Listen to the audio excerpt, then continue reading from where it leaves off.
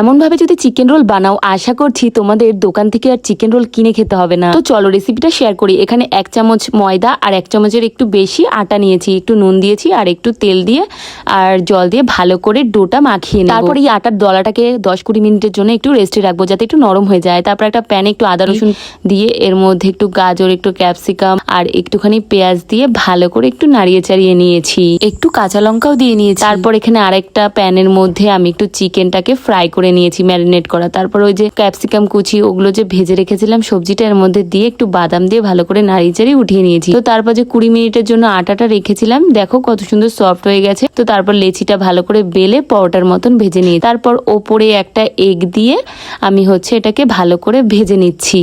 তারপর এটাকে নামিয়ে নেব। এবার এটাকে রেডি করতে হবে ওই যে চিকেনটা ভেজে রেখেছিলাম সেটা দিয়ে। তো প্রথমে যে চিকেনটার স্টাফিংটা রেডি করেছি সেটা দিয়ে নিলাম। তারপর একটু কাঁচা পেঁয়াজ, একটু বিট নুন আর একটু শসা দিয়ে নিয়েছি। তারপর একটু লেবুর রস আর একটুখানি ধনিয়া পাতা আর একটু চাট মশলা দিয়ে নিয়েছি। তারপর ভালো করে রোল করে নিয়েছি। তো এবার পেপারে মুড়িয়ে নিচ্ছি পুরো দোকানের মতন। আর খেতে কিন্তু খুবই টেস্টি হয়েছিল, তোমরাও ট্রাই করতে পারো। এখানে রয়েছে বাড়িতে বানানো এগ মেয়োনিজ, এটা দিয়েও ট্রাই করে দেখলাম, খুবই টেস্টি হয়েছে খেতে।